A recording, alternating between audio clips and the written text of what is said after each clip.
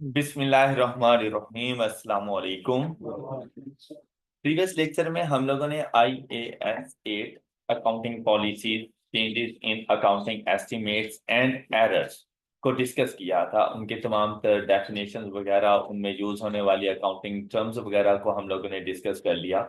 आज हम लोग वन बाय वन इनके प्रॉपर क्वेश्चंस के बारे में डिस्कशन करेंगे।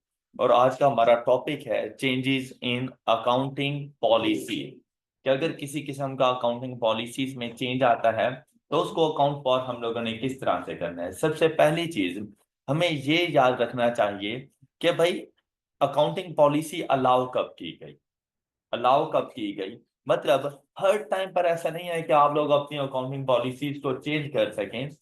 दो ऐसी सिचुएशंस हैं जहां पर जाकर आप अपनी अकाउंटिंग पॉलिसीज को चेंज कर सकते हैं। फर्स्ट सिचुएशन हमारे पास मौजूद है अगर स्टैंडर्ड ने ही आपसे ये कह दिया कि अब आपने इस पॉलिसी को अडॉप्ट करना है, अपनी इस पॉलिसी को चेंज कर दें, तब आपके लिए मैंडेटरी हो जाएगा कि आपने अकॉर्डिंग टू स्टैंडर्ड अपनी पॉलिसीज को चेंज करना है। लेकिन अगर पॉलिसीज पहले से बनी बनाई मौजूद है आप लोगों के पास, आपने उनमें से ही किसी एक को चूज किया हुआ था, लेकिन बाद में आप लोगों को पता चला कि जो पॉलिसी आप पहले से यूज कर रहे हो वो आपकी फाइनेंशियल स्टेटमेंट्स की बेटर प्रेजेंटेशन नहीं है। लेकिन अगर आप इस पॉलिसी को चेंज करें तो आपकी फाइनेंशियल स्टेटमेंट एक true and fair view represent कर सकती है। और अगर ये बात आप बताने में सक्सेसफुल हो जाते हैं कि ऐसा होगा, तो फिर आपको अलाउ कर दिया जाता है कि आप अपनी पॉलिसीज में चेंज ला सकते हैं। तो सेकंड सिचुएशन हमारे पास है results in the financial statements providing reliable and more relevant information, and true and fair view अगर फाइनेंशियल स्टेटमेंट प्रेजेंट करें तो आप लोगों को अलाउ कर दिया जाता है कि आप लोग अपनी अकाउंटिंग पॉलिसीज में चेंज ला सकते हैं। उसके बाद उन्होंने मेंशन किया कि द फॉलोइंग और not changes in accounting policies. ये जस्ट आप लोगों ने बाकी चीजें रीड कर लेनी है जिनमें हमारे पास है the application of an accounting policy for transaction and event that differ in substance from those previously occurring. के पहले किसी किस्म की कोई स्टैंडर्ड हम लोग अप्लाई कर रहे थे, लेकिन अब वो बिल्कुल ही एक डिफरेंट चीज आप लोगों के सामने आ गई है। तो ये बेसिकली वो कहते हैं कि पॉलिसी में चेंज नहीं है, ये तो पूरा स्टैंडर्ड ही चेंज हो गया है ना। तो ये पॉलिसी में चेंज करना नहीं होता। इसी तरह से the application of on new accounting policy for transaction at event that did not occur previously were immaterial. मतलब पहले अगर कोई चीज इमैटेरियल थी, अब वो मटेरियल आ गई, या पहले आपने किसी चीज को अकाउंट फॉर नहीं किया हुआ था, अब करनी पड़ गई, तो कहते हैं ये भी एक किस्म का आपने अकाउंटिंग पॉलिसी में चेंज नहीं लेकर आना। देखिए भाई, पॉलिसी में चेंज क्या है।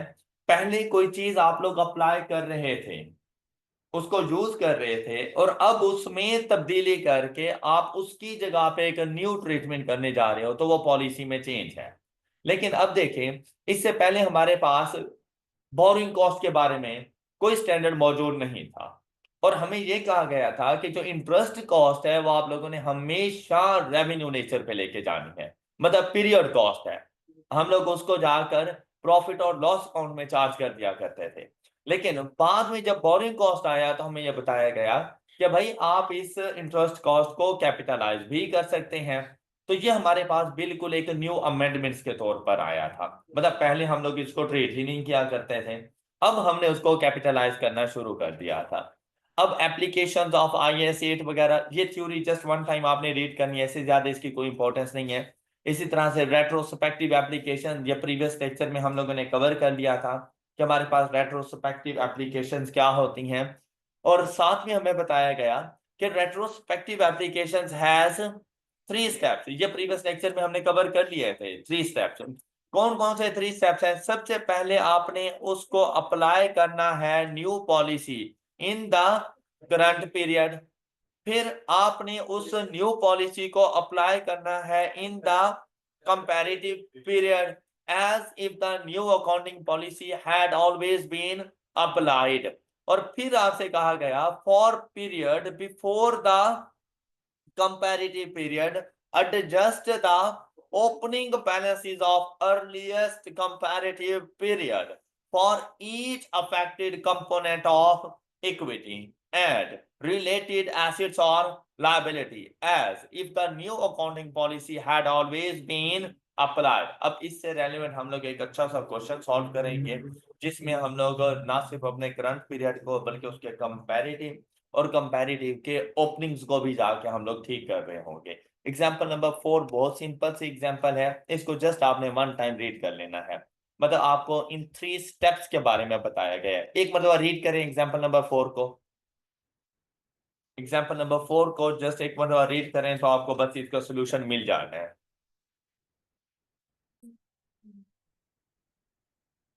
इतना रीड कर लिया आप लोगों ने? अच्छा, ये जो कुछ लिखा हुआ था ये बातें समझ आ गई? और अब यहां पर इसको जरा कंप्लीट करो। ये है इसका असल सोल्यूशन। ऊपर सारा सिनेरियो था, ये इसका सोल्यूशन है।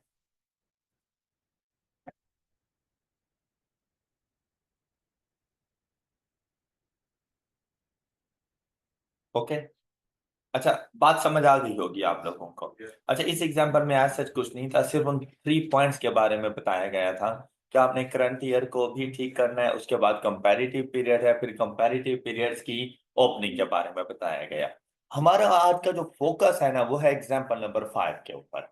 बहुत अच्छे तरीके से एग्जाम्पल नंबर 5 को देखिएगा। डाटा बहुत अच्छे तरीके से पढ़ना है। IAS 8 ज्यादा फेवरेट हो सकता है क्योंकि IAS 8 एक ऐसा स्टैंडर्ड है जो अपने अंदर IAS 16 को भी लेकर आ जाएगा, इन्वेस्टमेंट प्रॉपर्टी को भी लेकर आ सकता है, इवन के बोरिंग कॉस्ट, गवर्नमेंट ग्रांट्स वगैरह भी आ सकते हैं। तो इस वजह से आपने ना इसके ऊपर जरा अच्छा खासा फोकस करना है। फिर इसके ना सिर्फ आप कंपैरेटिव्स ठीक कर रहे होंगे बल्कि आपने करंट ईयर को भी ठीक करना है, कंपैरेटिव्स की ओपनिंग को भी ठीक करना है। तो आई कैप के जो भी हमारे ये पेपर बनाने वाले हैं वो इस एक क्वेश्चन से जज कर सकते हैं कि आपको R1 कितनी आती है। क्लियर? तो इस वजह से आपने इसके ऊपर अच्छा खासा फोकस करना है।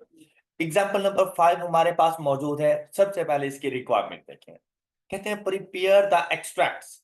अब जहां पर एक्सट्रैक्ट्स की बात आ जाए मतलब कंप्लीट फाइनेंशियल स्टेटमेंट नहीं बना, आपने जो रेलिवेंट इश्यूज है ना सिर्फ उनके साथ डील करना है कि कहां पर आपके एसेट्स, लायबिलिटीज, कैपिटल वगैरह के पोर्शन हिट हो रहे हैं, इक्विटी के पोर्शन में क्या क्या चेंजेस वगैरह आएंगे, सिर्फ उसके बारे में बात करेंगे। Extracts including comparative amounts of statement of financial positions of KEL as at 31st December 2024। तो इसका कंपैरेटिव क्या बनेगा? 2023। ऑलराइट, 24 23 के लिए हम लोगों ने statement of financial position, statement of profit और loss, statement of changes in equity, retain earning column. अब देखिए ये तीनों चीजें आपको बनाना आती हैं, लेकिन इससे पहले आपको याद होगा जब चेंजेस इन इक्विटी में हमने किया था तो IAS 8 का एक वैसे क्वेश्चन हम लोगों ने सॉल्व किया था वहां पर। आज प्रॉपर वे में जरा देख लेते हैं कि चेंजेस इन इक्विटी में अगर हमारे पास IAS 8 अप्लाई हो जाए तो हमने किस तरह से इसको डील करना है। अब पहला काम है क्वेश्चन को अच्छे तरीके से अंडरस्टैंड करना। किस तरह? Following information have been extracted for the financial statements of Kashif engineering limited for the year ended 31 December 2024। उसमें देखें 22 ऑडिटेड फाइनेंशियल स्टेटमेंट मौजूद है, 23 की ऑडिटेड है, 24 हमारा करंट ईयर है, तो इसके लिए आपको ड्रॉप फाइनेंशियल स्टेटमेंट्स मिलेंगी। अब क्या क्या इंफॉर्मेशन गिवन है? All amounts in rupees million, depreciation expense given है ईच ईयर, डेप्रिसिएशन एक्सपेंस, साथ में नेट प्रॉफिट्स गिवन है। अब आपको पता है कि अगर डेप्रिसिएशन एक्सपेंस में किसी किस्म का कोई चेंज आता है तो लाजिम बात है प्रॉफिट ने चेंज हो जाना है। डेप्रिसिएशन एक्सपेंस डिक्रीज करोगे तो प्रॉफिट इंक्रीज, दोनों का इनवर्स रिलेशनशिप है। फिर नेक्स्ट आपके पास आ गई प्रॉपर्टी प्लांट एंड इक्विपमेंट। अब अगर बैलेंस शीट में बता रहा है तो प्रॉपर्टी प्लांट एंड इक्विपमेंट की WDV है। अगर किसी किस्म का कोई चेंज डेप्रिसिएशन एक्सपेंस में आ गया तो लाजिम बात है WDV ऑफ एन एसेट भी डिस्टर्ब हो गई है, तो आपने इसको भी ठीक करना है। फिर हमारे पास आ गई इन्वेस्टमेंट प्रॉपर्टी। अब देखिए IAS 16 भी आ जाएगा, IAS 40 भी आ जाएगा, साथ में रिटेन अर्निंग। अब statement of changes in equity से रेलेवेंट सिर्फ रिटेन अर्निंग का कॉलम है, मतलब बाकी किसी में कोई इशू नहीं होना, सिर्फ इसी के बारे में डील करेंगे। कहते relates to property plant and equipment and investment property. क्या चीज? Depreciation expense. कहते हैं ये हमारे पास ना सिर्फ पीपी की डेप्रिसिएशन है बल्कि इन्वेस्टमेंट प्रॉपर्टी की भी है। It means that investment property पे कॉस्ट मॉडल अप्लाई कर रहे हैं, फेयर वैल्यू मॉडल नहीं। बात क्लियर हो गई। नेक्स्ट देखिएगा, अब उसने आपको एडिशनल इंफॉर्मेशन दी और वो एडिशनल इंफॉर्मेशन क्या है आपके पास। कहते हैं to provide more relevant reliable information. अब देखो उसने रीजन बता दी, means that change in accounting policy due to IFRS नहीं है। सेकंड वाला पॉइंट है कि भाई हमारी फाइनेंशियल स्टेटमेंट्स की more reliable information, it has been decided to change the measurement basis for investment property from cost model to fair value model। अब investment property अपने फेयर वैल्यू मॉडल पे जाएगी। ये चेंज इन अकाउंटिंग एस्टिमेट्स नहीं है।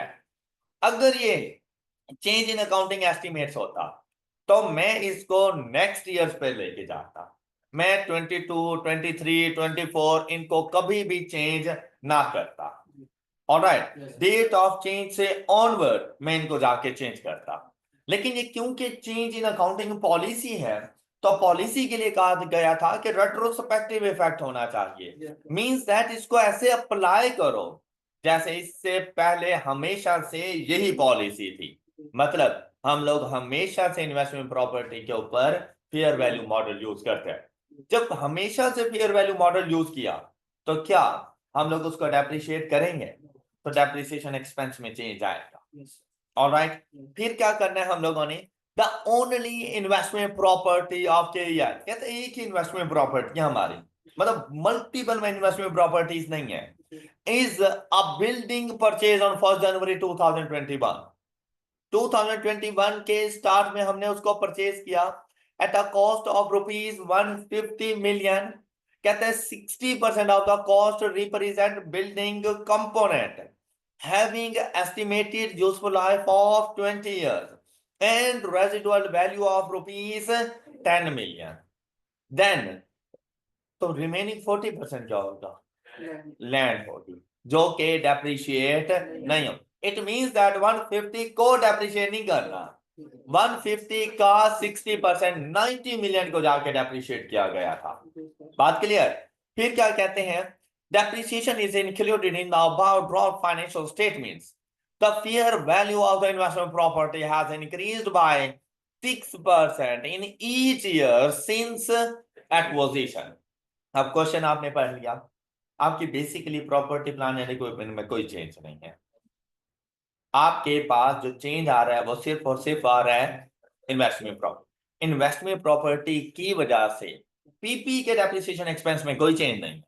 और जो हम लोगों ने इन्वेस्टमेंट प्रॉपर्टी पर डेप्रिसिएशन एक्सपेंस चार्ज किया, हमने उसका रिवर्सल रिकॉर्ड कर, उसके रिवर्सल रिकॉर्ड करने की वजह से हमारा जो प्रॉफिट है फॉर द ईयर वो इंक्रीज होता जाएगा। प्रॉफिट में चेंज आने की वजह से रिटेन अर्निंग चेंज हो चुकी है। हमें जाके अपनी रिटेन अर्निंग को भी ठीक करना है। तो मतलब statement of changes in equity में जो रिटेन अर्निंग का कॉलम है वो डिस्टर्ब हो चुका है, हमें उसको नए सिरे से बनाना है। ऑलराइट, अब आपको स्टेटमेंट ऑफ प्रॉफिट और लॉस में चेंजेस का पता चल गया कि मैंने डेप्रिसिएशन एक्सपेंस को ठीक करना है। जब डेप्रिसिएशन एक्सपेंस को ठीक करूंगा तो प्रॉफिट में चेंज आएगा। फिर जब बैलेंस शीट में जाएंगे तो हमने अपने पीपी के पोर्शन को बिल्कुल सेम रखना है विदाउट एनी चेंज, जबकि इन्वेस्टमेंट प्रॉपर्टी का जो पोर्शन है वो चेंज हो जाएगा। बात क्लियर हो गई सब बच्चों को? अच्छा, फिर जब हम लोग statement of changes in equity में जाएंगे तो रिटेन अर्निंग प्रॉफिट की वजह से डिस्टर्ब होंगी। क्या सिर्फ इतना ही चेंज है या मुझे कुछ और भी करने की जरूरत है?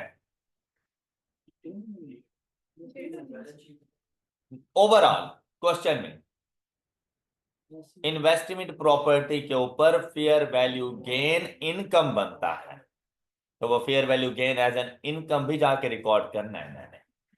ऑलराइट, सिर्फ डेप्रिसिएशन का रिवर्सल नहीं रिकॉर्ड करना, मैंने फेयर वैल्यू गेन भी जाके रिकॉर्ड करना है। तब बच्चों को बात समझ आ गई? क्या आप मुझे इन्वेस्टमेंट प्रॉपर्टी की fair value at the end of each year बता सकते हैं? जरा ट्राई करें, मुझे बैलेंस शीट का एक्सट्रैक्ट बना कर दें। बैलेंस शीट का एक्सट्रैक्ट बहुत सिंपल सा है, इजी है। मुझे बैलेंस शीट एक्सट्रैक्ट बना कर दें।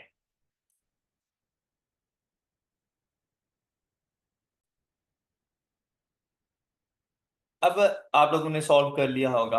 अब सुनिएगा, इस क्वेश्चन को हम लोगों ने सॉल्व कैसे करना है। सबसे पहली रिक्वायरमेंट थी भी स्टेटमेंट ऑफ फाइनेंशियल पोजीशन की। तो आप अपने पास जाते, आप स्टेटमेंट ऑफ फाइनेंशियल पोजीशन का सारा एक्सट्रैक्ट अपने पास लिख लेते। Business name, statement of financial position for the year, extract of statement of financial position for the year and 31 December 2024। ये जाकर आप अपने पास रिकॉर्ड करते हैं। ऑलराइट। अच्छा, अब इसमें क्या क्या चीजें आपने रिकॉर्ड करनी थी। First part, statement of financial position. अच्छा, क्या चीज आनी थी?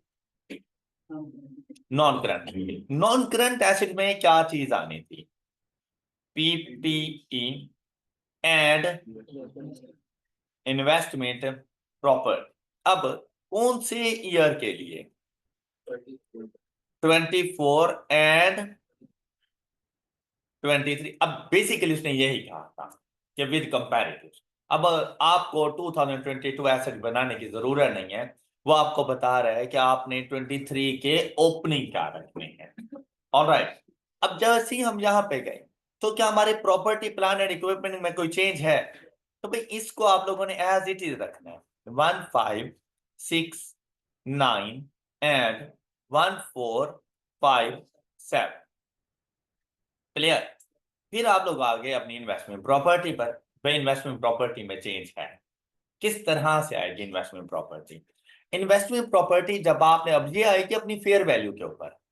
इन्वेस्टमेंट प्रॉपर्टी जब आप लोगों ने परचेज की थी, उस टाइम पर उसकी वैल्यू क्या थी? अभी मैं ये नहीं देख रहा कि उसके ऊपर डेप्रिसिएशन कितनी चार्ज किया एंड एटसेट्रा, ये चीज अभी मैं नहीं देख रहा।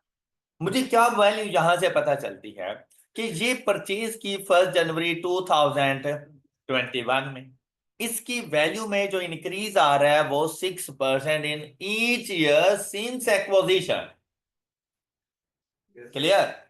तो जब मेरे पास ये 2021 में प्रॉपर्टी आएगी, उस टाइम पर at the end of the year 31 दिसंबर 2021, इसकी वैल्यू 150 नहीं, इसकी वैल्यू 150 का 6% इंक्रीज, और वो उसका बनता है टोटल वैल्यू 150, ये 159 की हो गई।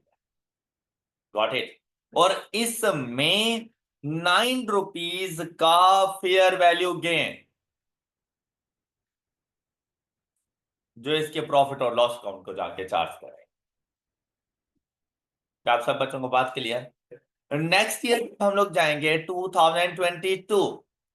तो अब दोबारा 150 का 6% नहीं है, 159 का 6% वैल्यू हो जाएगी। मतलब इसको मल्टीप्लाई कर देना, 159 मल्टीप्लाइड बाय 1.06 या 106% से, तो वैल्यू बनेगी 0.54। अच्छा, वैल्यू के दरमियान डिफरेंस कितना आ रहा है?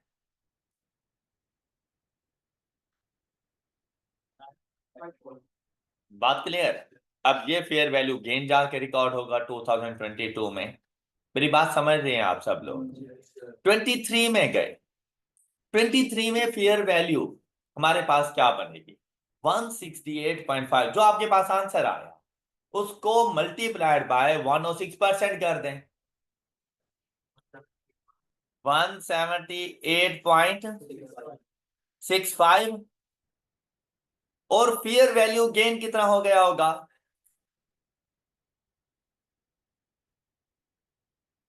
ये fair value gain for the year 2023 है। बात सब बच्चों को क्लियर हो रही है?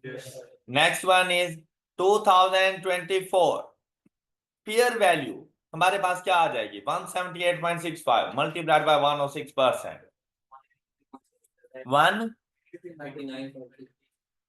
189 point, and the fair value gain is. ये बात क्लियर है सब बच्चों? जी। तो वो ये कि ये ऑडिटेड फाइनेंशियल स्टेटमेंट्स में दी हुई है उन पर। सर जो मॉडल चेंज हो रहा है, पॉलिसी चेंज हो रही है सर, ये 24 में नहीं हो रही?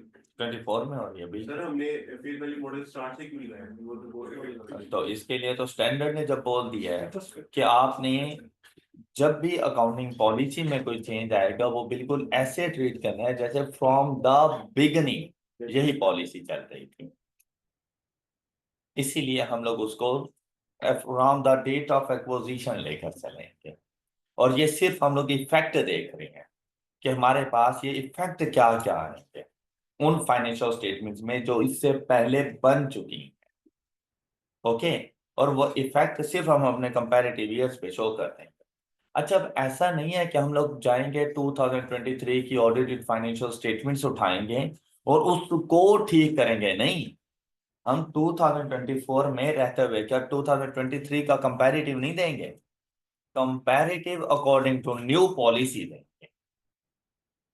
ओके, पुराने वाला कंपैरेटिव हम लोग नहीं उठाएंगे, उसको आज कॉपी पेस्ट नहीं करना। हम अकॉर्डिंग टू न्यू पॉलिसी उसको कंपैरेटिव दे देंगे, बस इतना सा चाहिए। ओके, अच्छा अब देखिएगा, अब आप अपनी बैलेंस शीट में जाएंगे और इन्वेस्टमेंट प्रॉपर्टी रिकॉर्ड करेंगे 178.65, एम आई राइट?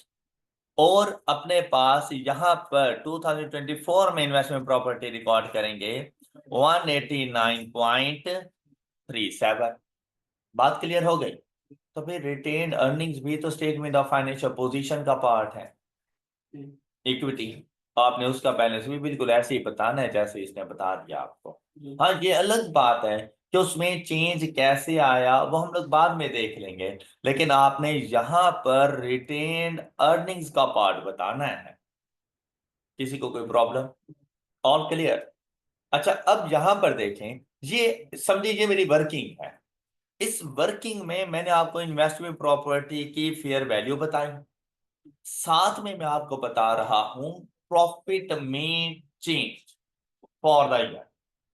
एक तो मैंने आप लोगों को बता दिया कि इन्वेस्टमेंट प्रॉपर्टी की फेयर वैल्यू क्या बनेगी at the end of each year.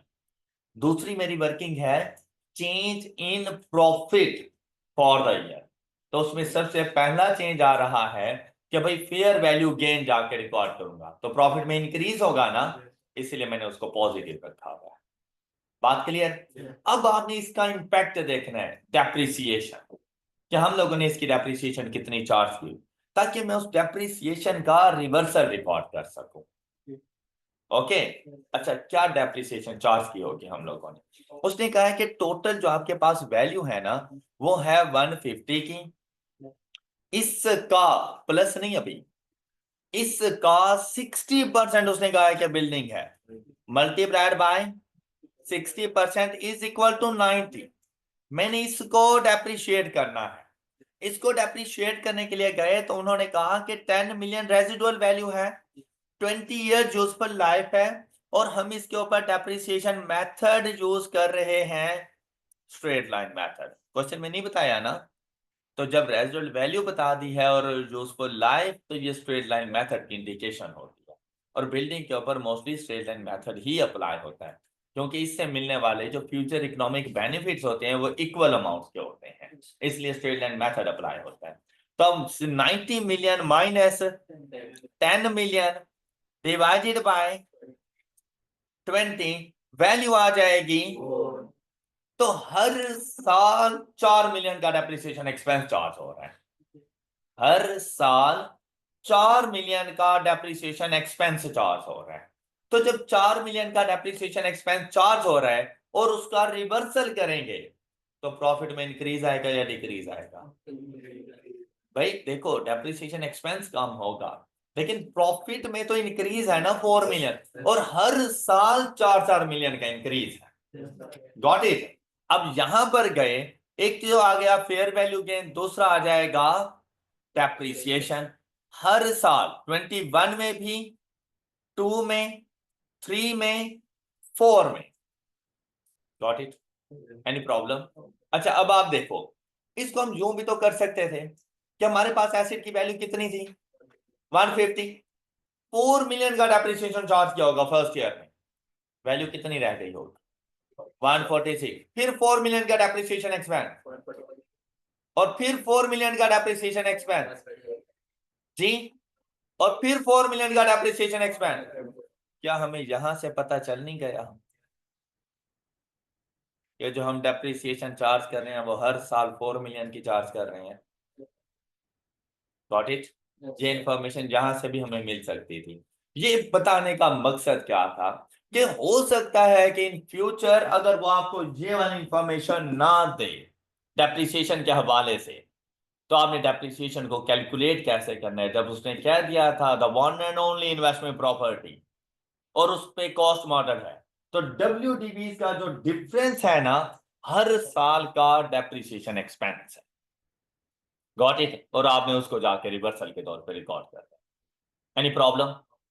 सबको क्लियर? अच्छा, अब मुझे ये बताओ कि प्रॉफिट में चेंज इन दो चीजों के अलावा क्या किसी और चीज का हो सकता है? यस और नो? नहीं, बस यही तो चेंज था। कॉस्ट मॉडल से फेयर वैल्यू मॉडल पे जा रहे हैं, डेप्रिसिएशन का रिवर्सल रिकॉर्ड कर दो, फेयर वैल्यू गेन जाके रिकॉर्ड कर दो। हर साल के प्रॉफिट में कितना इंक्रीज आएगा? हर साल के प्रॉफिट में कितना इंक्रीज आएगा? प्रॉफिट में इंक्रीज 9 + 4 9.54 + 4 जी, हाँ जी। किसी को एतराज इस बात पे? अच्छा, अब जरा बात सुनिएगा, बात सुनिएगा, ये हम बाद में लिख लेंगे। फोकस करना है, फर्स्ट क्वेश्चन अच्छे से फोकस करना है आप लोगों ने। इट मींस दैट कि वो जो प्रॉफिट मुझे बता रहा है फॉर द ईयर 72, कौन से ईयर का प्रॉफिट है? 22। तो मतलब 22 का प्रॉफिट 13.54 से इंक्रीज हो जाएगा। मैं रिटेन अर्निंग पे इफेक्ट नहीं लेके जा रहा, मैं प्रॉफिट फॉर द ईयर की बात कर रहा हूं। तो प्रॉफिट फॉर द ईयर में कितना चेंज आ जाएगा? 22 में 72 पहले था प्लस 13.54, द वैल्यू इज, ये इसका रीस्टेटेड प्रॉफिट आ गया। बात क्लियर? 2023 का profit 98 plus 14.11, the value is 112.84 plus 14.72। ये हैं इनके restated profits for the year. Any problem? अच्छा, उसने कहा नहीं था स्टेटमेंट ऑफ प्रॉफिट और लॉस बना के देनी है, तो ये स्टेटमेंट ऑफ प्रॉफिट और लॉस इसी तरह से बन जानी है कि fair value gain plus depreciation का रिवर्सल, हर साल के प्रॉफिट में ये चेंज आ जाएगा और रीस्टेटेड प्रॉफिट्स आपके ये हो जाने हैं। बात क्लियर हो गई सब बच्चों को?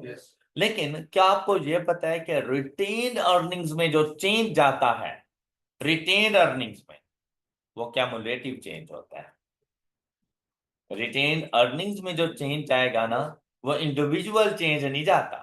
मतलब मैं ये नहीं कह सकता कि भाई मेरे पास अगर प्रॉफिट में इंक्रीज हुआ है 14.11 का, तो मैं इसकी रिटेन अर्निंग में भी 14.11 ऐड कर दूं। मेरा क्वेश्चन गलत हो जाएगा। ऑलराइट, इसमें फॉर द ईयर चेंज नहीं जाएगा। रिटेन अर्निंग में कैमुलेटिव चेंज आता है फ्रॉम द बिगिनिंग। अब देखें, retain earnings first year increase हो जाएंगी 13 से, लेकिन 2022 के एंड पर रिटेन अर्निंग्स ने इंक्रीज होना है 21 के 13 से भी और 22 के 13.54 से भी। तो 2022 की रिटेन अर्निंग्स में जो टोटल इंक्रीज है वो 0.54 का है। ऑलराइट, 2023 की रिटेन अर्निंग्स में जो चेंज है, मैं प्रॉफिट की बात नहीं कर रहा, मैं रिटेन अर्निंग्स की बात कर रहा हूं। तो रिटेन अर्निंग्स में जो चेंज आएगा वो 26.54 पिछला प्लस 14.11 करंट ईयर का, टोटल 65 का। और 2024 की रिटेन अर्निंग में चेंज आएगा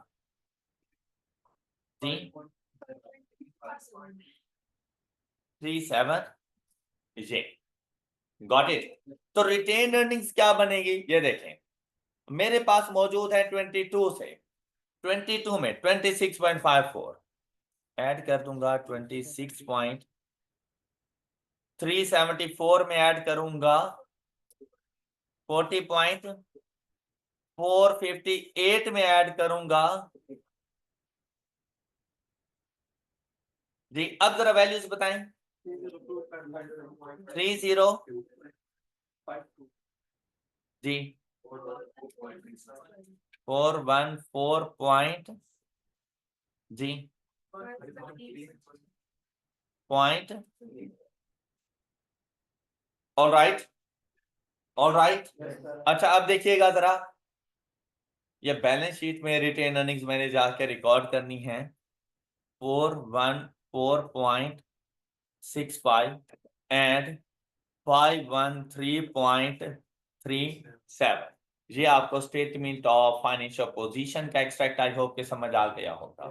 ये आप लोगों को स्टेटमेंट ऑफ प्रॉफिट और लॉस का एक्सट्रैक्ट ये भी समझ आ गया होगा। क्लियर हो गई बात। अच्छा अब बात रह जाती है हमारे पास statement of changes in equity, ऐसा ही है। अच्छा statement of changes in equity for the year 2024 with comparative मतलब 23 स्टार्ट करूंगा 1 जनवरी 2023 से। किसी को एतराज? यही सब कुछ पढ़ा हुआ है। तो गिवन क्या थी रिटेन अर्निंग की वैल्यू 1 जनवरी 2023, कौन सी वैल्यू से क्वेश्चन का स्टार्ट करूंगा 276 से। शाबाश, क्योंकि 31 दिसंबर 2022 की जो वैल्यू है वो बेसिकली 23 की ओपनिंग है। ये ना हो कि 374 से स्टार्ट कर दो, वो उसकी क्लोजिंग वैल्यू थी। बात क्लियर, सबको क्लियर? अच्छा अब देखिएगा जरा, मैं इसका स्टार्ट करने लगा। ये है statement of changes in equity.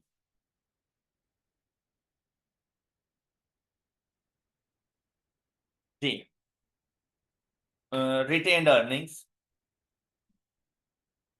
Balance as at 1 January 23 and the value is, जो कि ठीक नहीं है, 276।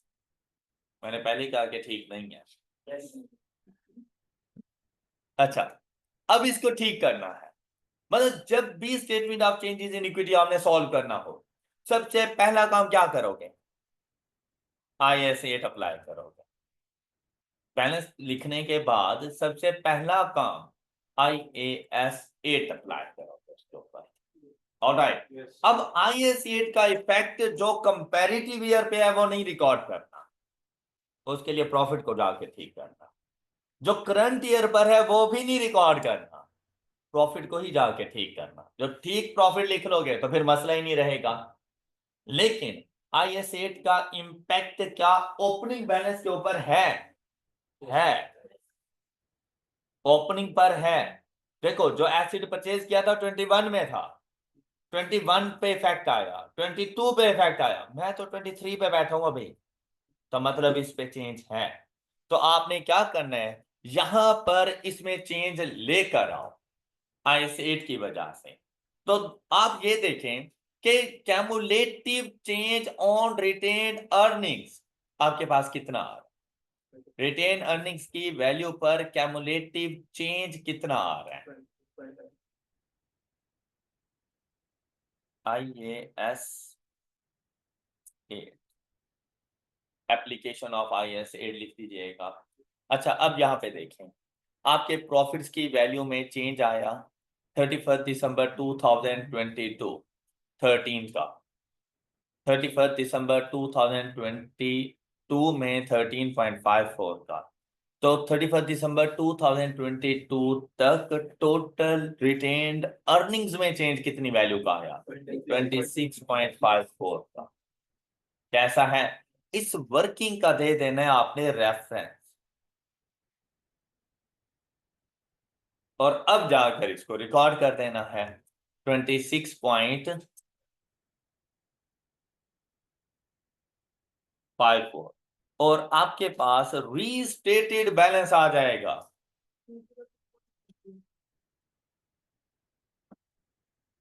30, ये बात क्लियर। अच्छा अब जरा बात सुनिएगा, उसने कहीं पर कुछ ऐसा रिटेन अर्निंग में नहीं बताया कि हमने कोई डिविडेंड दिए, हमने किसी किस्म का कोई ट्रांसफर किया, कोई रिजर्व में लेकर गए, ऐसी कोई बात नहीं बताई। ऑलराइट। अच्छा मतलब अगर किसी किस्म का कोई ट्रांसफर होता ना किसी रिजर्व्स वगैरह में, या रिवैल्यूएशन सरप्लस का रिटेन अर्निंग में ट्रांसफर होता, तो उसके लिए बताना जरूरी हो गया था, लेकिन उसने ऐसी कोई बात नहीं की। तो ये चीज क्या उसने ऐसा कुछ किया ही नहीं होगा। लेकिन अब इसका ये मतलब नहीं है कि रिटेन अर्निंग में चेंज सिर्फ प्रॉफिट की वजह से होगा, इसका ये हरगिज मतलब नहीं। डिविडेंड कहां से दिया जाता है? तो क्या ड्यूरिंग द ईयर उसने प्रॉफिट्स अर्न कर रहा है तो क्या वो डिविडेंड नहीं दिया होगा उसने? लेकिन क्या क्वेश्चन में बताया गया है? नहीं बताया गया। ये बात अगर हिडन भी हो तो भी आप फाइंड कर सकते हो, और ये आपने खुद से फाइंड करनी है। मतलब ऐसा ना हो कि सिर्फ प्रॉफिट को जाके ऐड कर दो, आपने डिविडेंड की कैलकुलेशंस करनी है। अब डिविडेंड की कैलकुलेशंस कैसे होनी है? आप आ जाओ उसके ओरिजिनल डाटा पर, यहां पर। अब देखिए भाई, हम लोग अगर यहां से चलें, उसने प्रॉफिट कितना बताया, उसने रिटेन अर्निंग कितनी बताई। अब इस 276 में 72 का प्रॉफिट शामिल है। मेरी बात समझ आ गई? जब 2022 का 72 का प्रॉफिट जाके लिखा तो वैल्यू हो गई 276। यही 276 2023 का बना होगा ओपनिंग। अब अगर इसमें मैं ऐड कर दूं 2023 का प्रॉफिट, तो देखिए वैल्यू क्या बनती है, 374। क्या ये इसके इक्वल है? तो मतलब उसने किसी किस्म का कोई डिविडेंड नहीं दिया। और अगर ये इसके इक्वल ना आती तो मतलब वो डिविडेंड दे चुका है। सपोज कि यहाँ पे 374 ना होता, यहाँ पे मेरे पास 354 होता, तो जो डिफरेंस आ रहा था वो डिविडेंड की वैल्यू, तो उन्हें 20 का डिविडेंड दिया होगा। तो सेम वही 20 का डिविडेंड आप भी अपने पास रिकॉर्ड करते हैं, सेम अमाउंट का। ऑलराइट। अच्छा अब 374 में अगर ऐड करें नेक्स्ट ईयर का प्रॉफिट 84, तो देखिए आपके पास वैल्यू क्या बन रही है, 458। तो मतलब अगले साल भी किसी किस्म का कोई डिविडेंड उसने अनाउंस नहीं किया। और अगर ये 458 की जगह पे इससे कम वैल्यू होती तो इट मींस दैट वो डिविडेंड दे चुका है, तो वो बैलेंसिंग वैल्यू के तौर पे आप लोग रिकॉर्ड, और अपनी statement of changes in equity में सेम अमाउंट आपने लेके जाना। Any problem? अब ये चीज इस क्वेश्चन में नहीं थी, लेकिन ना होने के बावजूद और इंफॉर्मेशन भी ना होने के बावजूद आपने एक मर्तबा उसकी original statement of changes in equity बनानी, ताकि आपको आइडिया हो सके कि किसी किस्म का डिविडेंड है या नहीं। Any problem? तो जब उसने डिविडेंड नहीं दिया तो क्या हम देंगे? नहीं, हम नहीं देंगे। अब जब हम लोग extract of statement of changes in equity बनाने जा रहे हैं, तो हम लोग सिंपली इसमें प्रॉफिट ऐड करेंगे, प्रॉफिट फॉर द ईयर 2023। लेकिन अब करेक्ट प्रॉफिट ऐड करें, तो अब करेक्ट प्रॉफिट की वैल्यू हमारे पास 23 के करेक्ट प्रॉफिट की वैल्यू क्या बन गई थी, 12112.11, 112 ये ऐड किया, तो बैलेंस एज एट 31 दिसंबर 2023 414, और इसमें ऐड करेंगे profit for the year 24 which is 98.72,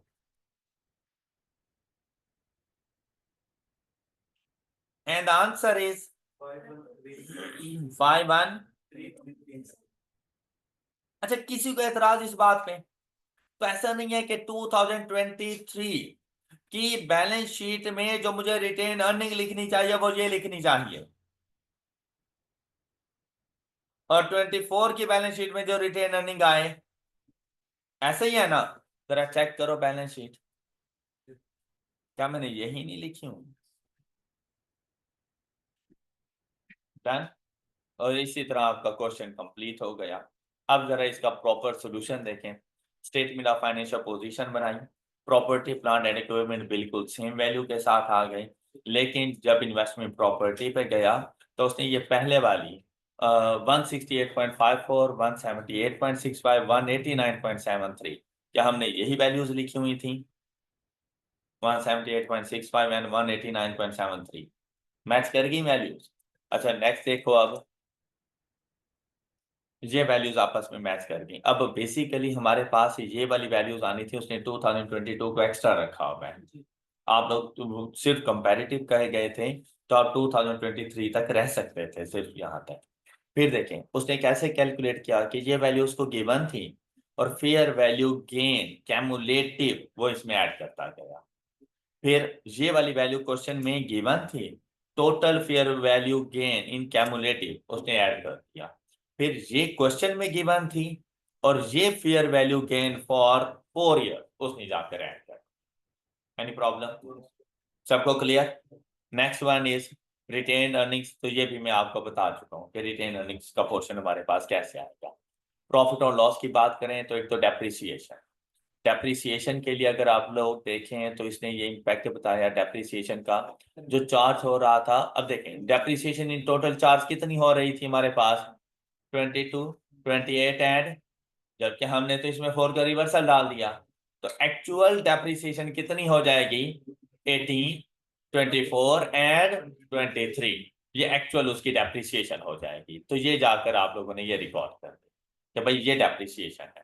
फिर gain on investment property 10.11 and 10.72 हमने यही रिकॉर्ड किया हुआ है, ये देखें 10.11 and 10.72।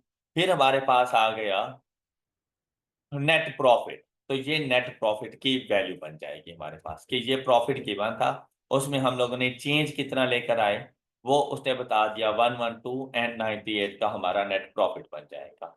Statement of changes in equity 276, इसमें IS8 effect of changes in accounting policy, ये उसने रीजन बता दी। क्यूमुलेटिव इफेक्ट उठाया, उसको रीस्टेट कर दिया। उसके बाद प्रॉफिट फॉर द ईयर आ गए और क्लोजिंग बैलेंस, ये इसने वर्किंग आपको शो करके बता दी कि भाई फेयर वैल्यू गेन था, डेप्रिसिएशन एक्सपेंस था, फॉर द ईयर प्रॉफिट के ऊपर ये इफेक्ट है, and cumulative effect in values का है। आई होप कि आपको सारा क्वेश्चन अच्छे तरीके से समझ आ गया होगा। कोई प्रॉब्लम? चलें, good. Limitation to retrospective application one time read करने आप लोगों ने, इसके अलावा इसके बारे में सोचने की जरूरत नहीं है। फिर करें रीड।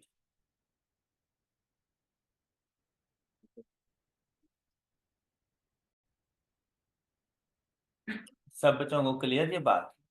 अच्छा देखें, कहते हैं when it is impracticable to determine the period specific effect, the entity shall apply the new accounting policy retrospectively from the earliest date। मतलब कहते हैं कि जरूर कभी ऐसा हो जाता है कि हमारे लिए उस पीरियड को आइडेंटिफाई करना बहुत मुश्किल हो जाता है कि इसका इफेक्ट स्टार्ट कहाँ से करना है। तो कहते हैं आपने उस डेट से इसको स्टार्ट कर देना है जो आपके लिए अर्लीस्ट प्रैक्टिकेबल डेट हो, वहां से आपने इसको स्टार्ट कर देना है।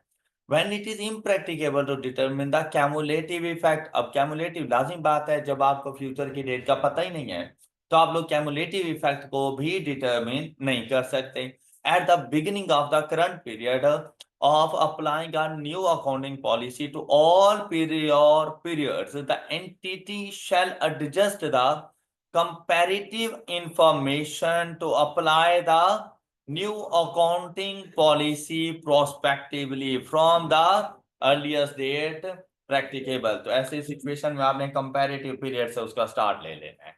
डन। अगर ऐसी सिचुएशंस हों तो ये इसकी लिमिटेशन थी हमारे पास। अब देखिए यहां पर बात आती है डिस्क्लोजर्स की। अब डिस्क्लोजर किसके हम लोगों ने पढ़ने हैं? Changes in accounting policies. अब चेंजेस इन अकाउंटिंग पॉलिसीज दो तरह से हो सकती थी, required by and voluntary change. तो दोनों के अपने अपने डिस्क्लोजर्स हैं, तकरीबन सेम सेम है, लेकिन कहीं कहीं पर थोड़ा सा डिफरेंस है। अब डिस्क्लोजर हैं कौन कौन से, वो ये टेबल बना दिया है कि टोटल आपके पास ये वाले डिस्क्लोजर्स हैं। कैसे? सबसे पहले the title of the IFRS, मतलब ये तो सिर्फ उसी टाइम पर ही दिया जाएगा ना जब आईएफआरएस ने रिक्वायर्ड किया होगा, जब वॉलेंटरी चेंज होगा। तो क्या मुझे ये टाइटल बताने की जरूरत है? यही वजह है कि यहां पर उसने टिक नहीं किया कि अगर वॉलेंटरी चेंज है, जैसे अभी हम लोग एक क्वेश्चन कर रहे थे, तो डिस्क्लोजर रिक्वायरमेंट में हम कभी भी टाइटल ऑफ आईएफआरएस नहीं लिख सकते, तो यहां पर जरूरत नहीं है। और अगर चेंज ड्यू टू आईएफआरएस है तो आपने उसका सबसे पहले नेम बताना है। क्लियर?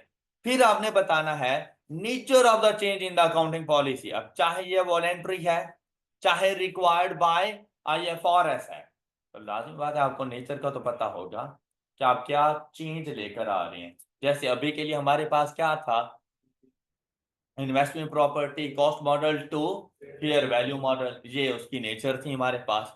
फिर कहते हैं व्हेन एप्लीकेबल, मतलब जब ऐसा हो तो that the change in accounting policy is made in accordance with its transitional provisions and a description of those transitional provisions and their effect on future periods। लेकिन ये कब बतानी है? जब, अच्छा आप लोगों ने ना टैक्स पढ़ा हुआ है, उसमें आप लोगों ने पढ़ा था normal tax year, specific tax year.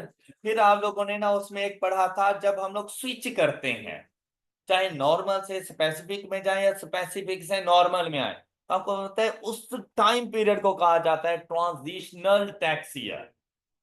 याद है? ये बिल्कुल वैसा ही है कि एक पॉलिसी से जब दूसरी पॉलिसी में जा रहे हो तो वहां पर एक ट्रांजिशनल फेज आता है। अच्छा, ये आई कैप के एग्जाम में अगर प्रीवियस अगर हम लोग हिस्ट्री उठाकर देखें तो वहां पर भी ट्रांजिशनल अटेम्प्ट्स होती हैं। क्या मतलब? कि पुरानी पॉलिसी छोड़ रही होती है, न्यू पॉलिसी आ रही होती है। अब कुछ स्टूडेंट्स ऐसे होते हैं जो बेसिकली पुरानी पॉलिसी के हैं, लेकिन उन पे न्यू पॉलिसी क्या उसी टाइम से अप्लाई करेंगे या कुछ टाइम पीरियड देंगे? तो उसके लिए कुछ टाइम पीरियड, जैसे कि लॉ को मर्ज करने जा रहे हैं, बिजनेस लॉ को मर्ज करने के लिए जा रहे हैं, और कुछ ऐसे स्टूडेंट्स होंगे जिनका बिजनेस लॉ का पेपर पास होगा, उनका सी लॉ रहता होगा, तो अगर वो न्यू पॉलिसी के मुताबिक जाएंगे तो फिर क्या उन्हें पूरा पेपर देना चाहिए? और अगर वो पुरानी पॉलिसी के मुताबिक रहते हैं तो सी लॉ का तो आगे पेपर ही नहीं होने वाला। तो मसला बन गया ना। तो ऐसे स्टूडेंट्स के लिए एक ट्रांजिशनल पीरियड होता है कि भाई उस पेपर में से जो बी लॉ जिनका पास है वो उस पोर्शन को अटेम्प्ट ना करें, लेकिन बगैर सी लॉ पढ़ाए भी हम आपको आगे नहीं जाने देंगे, तो आप लोग आके सिर्फ सी लॉ का पेपर दे दो। अब यहां पर ऐसा होता है कि जब आई, और ये चीज उस टाइम पर होगी जब आईएफआरएस कहेगा, ये वॉलेंट्री चेंज के अंदर ये चीज नहीं आने वाली। जब आईएफआरएस कहेगा ना कि भाई ये पुरानी पॉलिसी को छोड़ दो और न्यू पॉलिसी की तरफ आ जाओ, तो उसके दरमियान एक ट्रांजिशनल फेज आएगा, और वो ट्रांजिशनल अमेंडमेंट्स आपको स्टैंडर्ड ने खुद बतानी है। तो वो ट्रांजिशनल अमेंडमेंट्स आप लोग यहाँ पे डिस्क्लोज करोगे। मेरी बात समझ आ गई होगी आप लोगों को। नेक्स्ट पॉइंट कहते हैं the reason why the new accounting policy provide reliable and more relevant information। अब आईएफआरएस चेंज करवा रहा होता है तब भी रीजन यही होती है, ओके, कि इससे ज्यादा अच्छी प्रेजेंटेशन है। लेकिन हम हमारे पास जब चेंज करने की रीजन है, सबसे वैलिड रीजन ही हमारी यही है, क्या?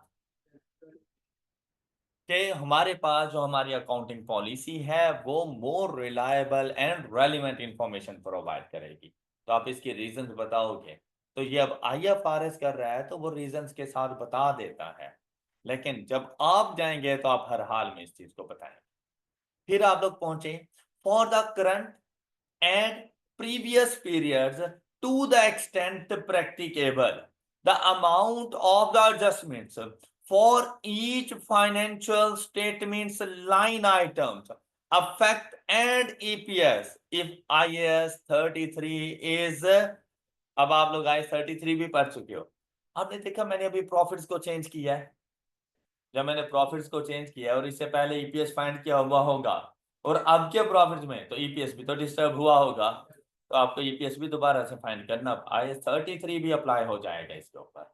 ईपीएस भी आपको दोबारा से फाइंड करना पड़ेगा क्योंकि अर्निंग्स चेंज हो रही हैं आपके पास। ऑलराइट, तो आप लोगों ने उस करंट ईयर के लिए और कंपैरेटिव पीरियड के लिए और जहां तक प्रैक्टिकेबल हो सके आपने इफेक्ट्स को बताना है, और वो इफेक्ट्स आपने तमाम फाइनेंशियल स्टेटमेंट्स के लाइन आइटम्स के ऊपर बताने हैं। मतलब प्रॉफिट्स के ऊपर भी बताओ, नॉन करंट एसेट्स के ऊपर भी बताओ, रिटेन्ड अर्निंग्स इक्विटी वगैरह के पोर्शन पर है वो आपने वो भी बताने हैं कि क्या क्या इफेक्ट आ रहे हैं। साथ में अपना ईपीएस भी रिकैलकुलेट करके देना है आपने। Any problem? क्या ये सिर्फ किसी एक सिचुएशन में करोगे? दोनों में, चाहे IFRS कहे चाहे voluntary change. Alright, next one is, कहते हैं to the extent practicable the adjustment relating to accounting period before those, किसी भी किस्म की अगर कोई एडजस्टमेंट्स हैं तो वो भी आपने साथ में बतानी है।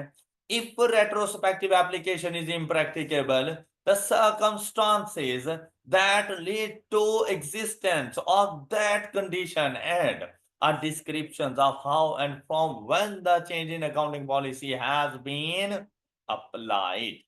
अब अगर आप लोग यहाँ पे गौर करें तो टोटल हमारे पास डिस्क्लोजर रिक्वायरमेंट्स हैं कितनी?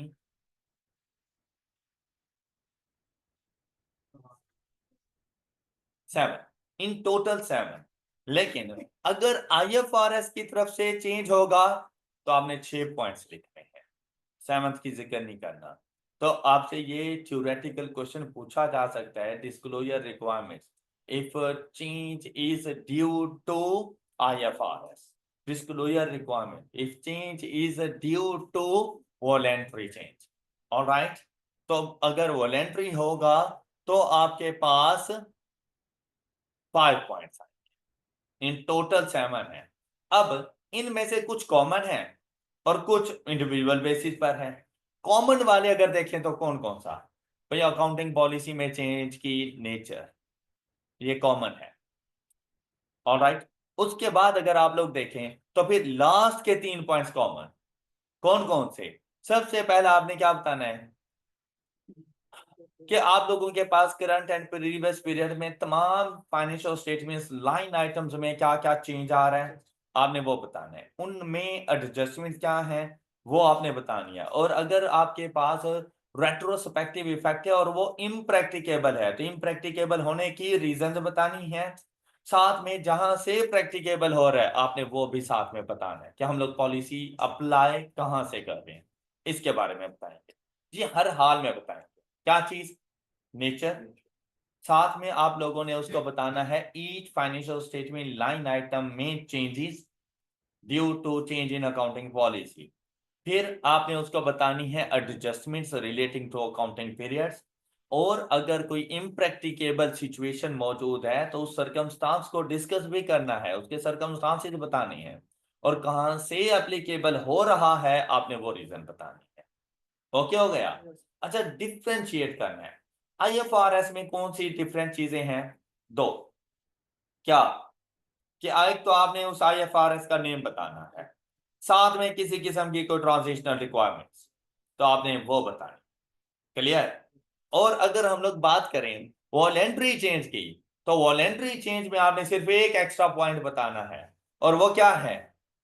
एक एक्स्ट्रा पॉइंट, और वो क्या है कि भाई ऐसी सिचुएशन सर्कमस्टांसेस बताएं, प्रूव करें हमें कि आपकी financial statement more relevant and reliable information provide करती है।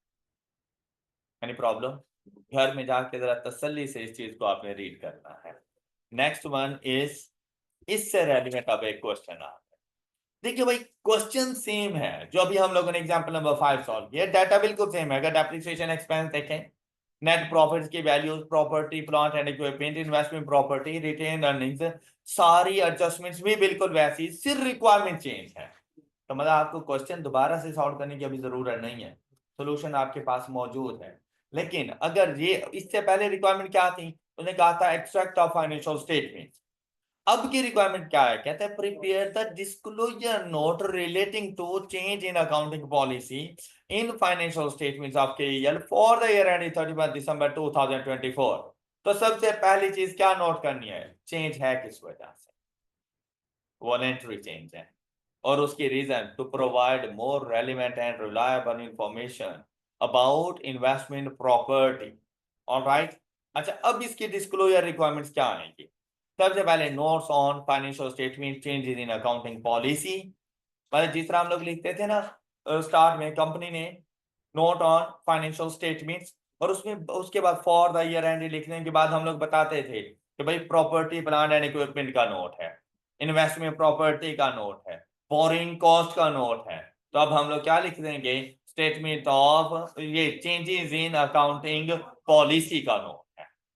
ओके, अब उसमें क्या कुछ बताना है, अब आपने उसकी नेचर के बारे में बताना है उसको कि भाई हम लोग चेंज क्या लेके आ रहे हैं। तो कहते हैं कि एल चेंज, मतलब आप बताओ ना कि भाई बेसिकली पॉलिसी कौन सी में चेंज है।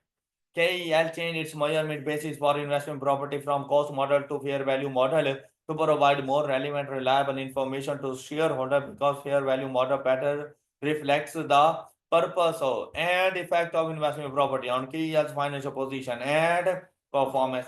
तो आधा कॉपी पेस्ट था, आपके क्वेश्चन से ही सारा उठा गया, सिर्फ एंड पे रीजन भी साथ में बतानी थी ना।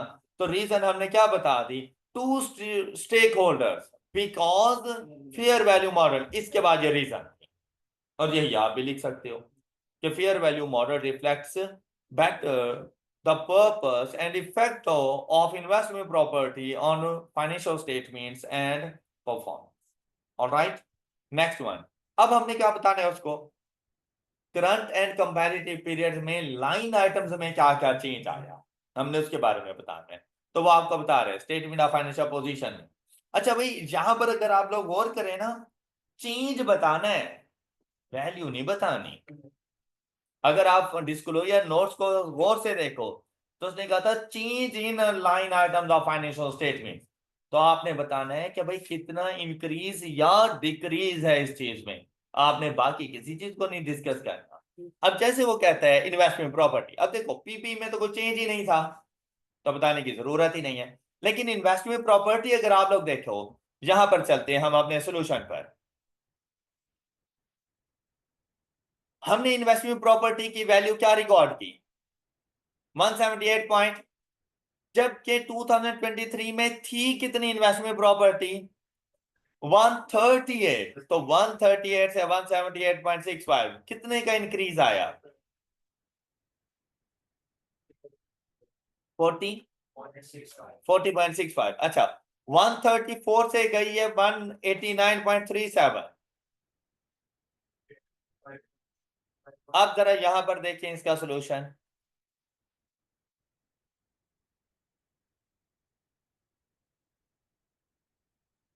इन्वेस्टमेंट प्रॉपर्टी डन, मेरी बात समझ आ गई होगी। देखो भाई डिस्क्लोजर रिक्वायरमेंट पूछता है तो आपने चेंजेस के बारे में बताना है, एक्सट्रैक्ट ऑफ फाइनेंशियल स्टेटमेंट पूछता है तो एग्जैक्ट वैल्यूज जाके लिखनी है। एग्जांपल 5 और 6 में ये डिफरेंस था। फिर हमारे पास आ गई इंक्रीज इन रिटेन अर्निंग। अब रिटेन अर्निंग में भी देखो जो कैमुलेटिव इफेक्ट हम लोगों ने फाइंड किया था वही आके यहाँ पे लिखना है। फिर आप लोग चले गए प्रॉफिट और लॉस के ऊपर, डेप्रिसिएशन एक्सपेंस में डिक्रीज था, ऐसे ही था ना, कितने का डिक्रीज था, तो देखो 4 अब डेप्रिसिएशन एक्सपेंस है कितना वो नहीं बताना, जो चेंज आया वो बताना। फिर फेयर वैल्यू गेन, लाजमी बात है इंक्रीज था क्योंकि इससे पहले तो हमने लिखा ही नहीं था, तो हर फेयर वैल्यू गेन के बारे में बताओ कि कितना कितना इंक्रीज है। फिर इसकी वजह से प्रॉफिट्स में चेंज, तो भाई इन दोनों का सम कर लो, ये प्रॉफिट्स में चेंज है। ओके हो गई बात। फिर ये वर्किंग नोट्स आ गए हमारे पास और डिस्क्लोजर रिक्वायरमेंट्स कंप्लीट हो चुकी हैं हमारी। आई होप कि आपको अच्छे तरीके से समझ आ गया होगा। अकाउंटिंग पॉलिसीज में किसी को कोई मसला, चेंजेस इन अकाउंटिंग पॉलिसीज के क्वेश्चन सॉल्व कर लेंगे आप लोग। चलिए अब हम लोग डिस्कशन करने लगे हैं करेक्शन ऑफ पीरियड एरर। अब बेसिकली ये तमाम एरर्स ठीक करने आपको आते हैं, लेकिन जैसी बात की प्योर पीरियड एरर, जब आपको स्टेटमेंट ऑफ ये जो चेंजेस इन अकाउंटिंग पॉलिसी समझ आ गई हैं, तो आपके लिए एरर्स को ठीक करना मसला नहीं है। पर अभी भी बिल्कुल वैसा ही है कि आपने एरर्स को आइडेंटिफाई करना है, एरर्स है किस चीज में, फिर उस एरर्स को जहां पर हुआ था वहां से ठीक करना है। बिल्कुल ऐसे ही ठीक करना है जैसे ये एरर कभी हुआ ही नहीं था। अब उसकी वजह से डेप्रिसिएशन एक्सपेंस भी चेंज हो सकता है, नॉन करंट एसेट्स की वैल्यूज भी चेंज हो सकती हैं, प्रॉफिट्स की वैल्यूज के ऊपर भी फर्क आएगा। जब प्रॉफिट की वैल्यू पे फर्क आए तो रिटेन अर्निंग्स की वैल्यूज पर भी फर्क आएगा। तो वो सारे के सारे आपने ठीक करने। जैसे कि अब यहां पर देखें, कहते हैं प्योर पीरियड एरर्स बेसिकली होते क्या है, इसकी थ्योरी को जरा एक मरतबा रीड करें।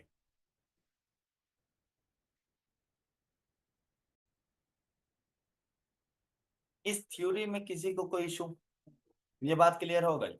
अच्छा, अब इसका भी जो इफेक्ट जाएगा ना वो हमेशा रेट्रोस्पेक्टिव रीस्टेटमेंट्स, मतलब फ्रॉम द बिगनिंग, जब वो एरर हुआ वहां से जाकर आपने इसको ठीक करना है। कहते हैं अनलेस इम्प्रैक्टिकेबल, मतलब अगर इम्प्रैक्टिकेबल सिचुएशन है फिर तो भाई मसला बन जाएगा आदिल भाई, अदरवाइज आपने उस एरर तक पहुंचना है। An entity shall correct material prior period errors retrospectively in the first set of financial statements authorized for issue after their discovery by restating the comparative amounts for the prior period presented in which the errors occurred, or if the errors occurred before the earliest prior period presented, restating the opening balance of the assets, liability and equity for the earliest prior period presented। क्या कह रहा है कि भाई अभी यहां पे बात मैंने आपको स्टार्ट में भी बताया था कि यहां पे बात उन एरर्स की नहीं हो रही जो करंट ईयर के हैं, उनकी बात नहीं हो रही, वो तो चैप्टर नंबर 6 ने डील कर दिया। ये बात हो रही है आप करंट ईयर में मौजूद हैं, प्रीवियस ईयर में कोई एरर हो गया, अब उसका ताल्लुक उससे प्रीवियस ईयर से नहीं है, तो कहता है सिंपली जाओ अपने कंपैरेटिव ईयर को जाके ठीक कर लो। पहला पॉइंट ये था कि अगर आपने डिस्कवर किया एरर को करंट ईयर में और एरर था प्रीवियस ईयर का, तो आपका कंपैरेटिव ठीक नहीं है। तो कंपैरेटिव तो आपने वैसे भी हमें बताना है, तो अपने पहले कंपैरेटिव को ठीक कर लेना, फिर आके करंट ईयर की वर्किंग करना। बात क्लियर। लेकिन अगर आपके पास एरर आइडेंटिफाई करंट ईयर में हुआ और उसका ताल्लुक आपके कंपैरेटिव से भी पिछले साल में है, तो कहता है अब इतना दूर आपको जाने की जरूरत नहीं है, फिर कंपैरेटिव्स की ओपनिंग में उसका इफेक्ट होगा, तो सिर्फ ओपनिंग को जाके ठीक कर लेना। फिर चाहे वो इफेक्ट उसके एसेट्स पर हो, लायबिलिटीज पर हो, इक्विटी एलिमेंट्स पर हो, उनको जाके ठीक कर लो। Got it. तो ऐसा नहीं रहा जैसे state changes in accounting policies की बात की थी हमने, तो प्योर पीरियड एरर्स की एडजस्टमेंट भी बिल्कुल वैसी ही है। अब इसके लिए उन्होंने एक एग्जांपल दी, बड़ी प्यारी सी एग्जांपल आपके पास मौजूद है। इसके लिए रिक्वायरमेंट देखें, prepare extract from the statement of financial position, statement of profit और loss and statement of changes in equity including comparative figures for the year 30th June 2017। इस किस्म के क्वेश्चन को भाई बड़े ध्यान से लेके चला करो, ये अगर आपको मार्क्स देने पर आए तो 100% मार्क्स देकर जाएंगे, अदरवाइज 0%, क्योंकि उसका इफेक्ट हर जगह पे जाएगा। आपकी एक छोटी सी मिस्टेक एरर्स पर एरर्स करती जाएंगी, तो हर जगह पर वो आपको माफ नहीं करेगा। ये बात याद रखना कि ये जो आपको बताया जाता है ना, आपने ये गलती कर दी, उसका आधा नंबर काट दिया, उसके बाद वो बैठ जाएगा, और अगर वो इस तरह से बैठ गया तो आप अगर 100 स्टूडेंट हैं तो 100 मरतबा उसको सोल्यूशन बनाना पड़ेगा। तो ऐसा नहीं करेगा कभी भी, उसने अपनी वैल्यूज को जाके मैच करवाना है। कहने को कुछ भी कहा जा सकता है, लेकिन आई कैप कभी आपको अपना पेपर भी नहीं दिखाएगा कि हमने चेक कैसे किया, तो इस वजह से आप उसको मौका ही ना दो। आप अगर थोड़ा सा भी इनएक्टिव माइंड के साथ बैठ गए ना, क्वेश्चन हाथ से निकल जाएगा, और अगर आप थोड़ा सा इस पे फोकस कर लें 100% मार्क्स लेकर उठेंगे और आपका पेपर पास हो जाएगा। ये वो स्टैंडर्ड है जिसको करने के बाद खुद एग्जामिनर सोच रहा होता है कि अगर बच्चे ने ये कर लिया है ना, उसकी R1 में बहुत अच्छी ग्रेड है। उसको सारे स्टैंडर्ड अच्छे से आते हैं, फिर पास होना आप पे फर्ज हो जाता है। तो इस वजह से जरा सही से एक्टिव माइंड के साथ करोगे, सारे स्टैंडर्ड सॉल्व हो जाएंगे। अब देखिए क्या कहते हैं इसमें, following information has been extracted from the draft financial statements of ML for the year ended 30 June 2017। क्या स्टेटमेंट ऑफ फाइनेंशियल पोजीशन है जिसमें प्रॉपर्टी प्लांट एंड इक्विपमेंट की वैल्यू आ गई, रिटेन्ड अर्निंग्स है, प्रॉफिट और लॉस में प्रॉफिट फॉर द ईयर उसने आपको बता दिया। एडिशनल इंफॉर्मेशन में गए, कहते the following matters are under consideration of the management. अब आपने क्वेश्चन पढ़ते हुए इस बात का भी ध्यान रखना है कि चेंज इन अकाउंटिंग पॉलिसी है, प्री और पीरियड एरर्स हैं, या चेंज इन अकाउंटिंग एस्टिमेट्स हैं। इस बात का भी आपने ध्यान रखना है। कहते हैं it was identified that ML had incorrectly charged rupees 36.75 million as maintenance expense incurred on installation of the plant. The plant was available for use on 1st July 2014 and had been depreciated on straight line basis over the useful life of, क्या कहा उसने, incorrectly charged 36.75 million as maintenance expense। उसने record किया maintenance expenses को, जबकि जबकि वो क्या कहता है, इंस्टॉलेशन ऑफ द प्लांट था, कैपिटलाइज्ड एक्सपेंस को उसने रेवेन्यू नेचर चेंज कर दिया। क्या चेंज इन अकाउंटिंग पॉलिसी है? नहीं, ये तो एरर है आप लोगों का। क्या करंट ईयर में है? नहीं, प्रीवियस ईयर्स में है, 2014 की बात कर रहा है, और हम लोग पहुंच गए हैं 2016-17 के ऊपर। तो प्री और पीरियड एरर्स आ गया, एरर है तो ठीक करना पड़ेगा। क्या कि मैंने एक्सपेंस चार्ज कर दिया था, कब, 2014। अच्छा, मेरा अकाउंटिंग ईयर एंड कब हो रहा है, 30 जून 2017, और ये बात हुई 1 जुलाई 2014। तो 14 नहीं, बेसिकली 15 है, ये 2015 का स्टार्ट है ना, ये 1 जुलाई 2014 में अवेलेबल फॉर यूज हुआ एंड हैड बीन डेप्रिशिएटेड। तो अगर मैं उसको कैपिटलाइज करता तो लाजमी बात है डेप्रिशिएट भी करता। तो मतलब हर साल का मेरा डेप्रिसिएशन एक्सपेंस अंडर स्टेटेड है, मुझे मजीद डेप्रिसिएशन एक्सपेंस चार्ज करना पड़ेगा। फिर मेरे हर साल की प्रॉपर्टी प्लांट एंड इक्विपमेंट की वैल्यू भी अंडर स्टेटेड है, मुझे जाकर उसमें भी वैल्यू ऐड करनी पड़ेगी। लेकिन मैं जाकर वैल्यू ऐड 36.75 नहीं करूंगा, मैं इसकी भी WDV जाके ऐड करूंगा हर साल। बात क्लियर? फिर नेक्स्ट पॉइंट क्या है, इन view of the significant change in the expected pattern of economic benefits from an item of the equipment, it has been decided to change the depreciation method from reducing balance method to, मतलब पहले reducing balance method use हो रहा था और अब जाके straight line method apply करना है। तो क्या चेंज इन अकाउंटिंग पॉलिसी? नहीं, चेंज इन अकाउंटिंग एस्टिमेट। तो एरर भी आ गया, चेंज इन अकाउंटिंग एस्टिमेट, और चेंज इन अकाउंटिंग एस्टिमेट का इफेक्ट प्रोस्पेक्टिव होता है, जबकि एरर्स का इफेक्ट रेट्रोस्पेक्टिव। Any problem? अच्छा, फिर देखो कब, the equipment was purchase on 1 जुलाई 2015, ऊपर प्लांट था, यहां पर सिर्फ इक्विपमेंट की बात कर रहा है। और फिर क्या कहता है यहां, at a cost of rupees 80 million, having estimated useful life of 5 years and residual value of 16 million, the depreciation at the rate of 27.5% reducing balance method is included in the above drawn financial statement. Following balances pertains to ML statement of financial position as on 30 June 2015, 16-17 तो उसने ऊपर बता दिए थे property plant and equipment के बैलेंसेस, और यहाँ पर property plant and equipment and retain earning के बैलेंसेस 30 जून 2015 के भी बता दिए। ओके, जरा ये दो पॉइंट्स हैं जिनको हमने अकाउंट फॉर करना है, ऊपर प्लांट है, नीचे इक्विपमेंट है, तो दोनों को आप लोगों ने अलग अलग से डील करना है। यहां पर जरा जाके सोचें कि इसको किस तरह से डील किया जा सकता है, अपनी तरफ से जरा सोचें, प्रॉफिट्स पे क्या इफेक्ट आ सकते हैं, नॉन करंट एसेट्स की वैल्यूज पे क्या इफेक्ट आ सकते हैं। जल्दी से जरा इसकी कैलकुलेशंस करें। अच्छा, दोनों पॉइंट्स को ना बड़े अच्छे तरीके से और सबसे पहले इसको सेपरेट वे में लेके चलना था। देखिए, क्वेश्चन का सॉल्यूशन कैसे प्रिपेयर करना है, अभी आपने कोशिश करनी है उसके एडजस्टमेंट्स के ऊपर। जैसे ही 2-3 क्वेश्चन सॉल्व कर लेंगे, फिर आपको ना पूरा पैटर्न भी समझ आ जाएगा कि आइए सेट के क्वेश्चन को हम लोगों ने डील किस तरह से जाके करना है।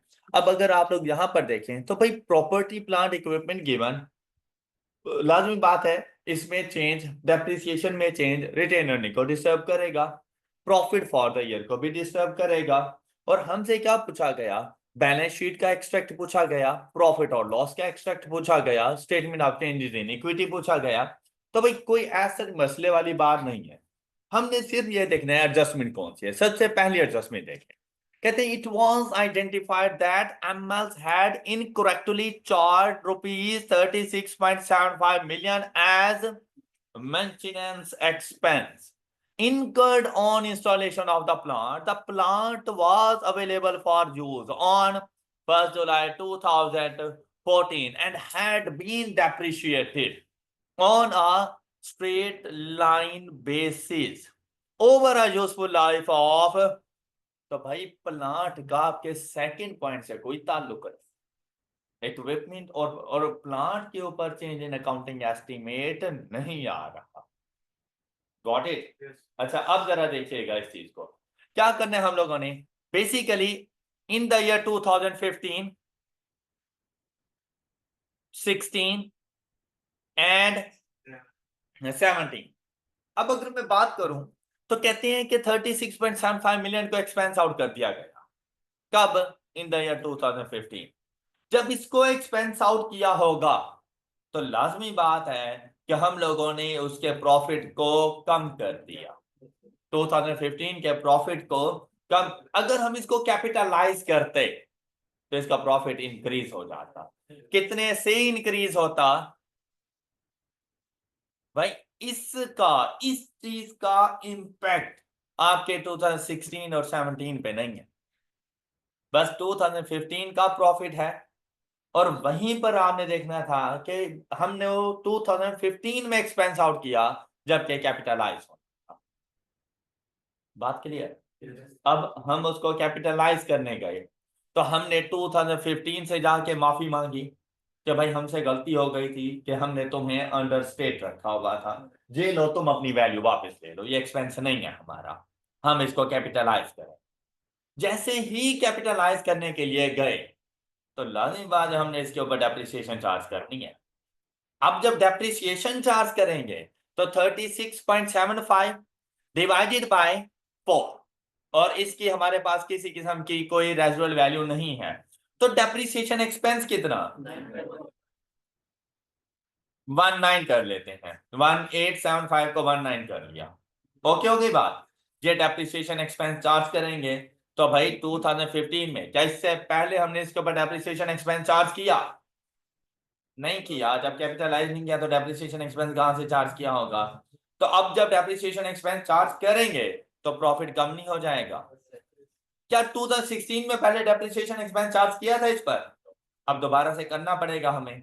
तो इसका प्रॉफिट 19 से, और 2017 का प्रॉफिट भी 9.19 से कम हो जाए। Any problem? ये बात समझ आ गई होगी? तो ये करने के बाद उसकी WDV क्या आएगी? 2015 में उसकी जो WDV हमारे पास बचेगी वो हमारे पास आएगी 27.57,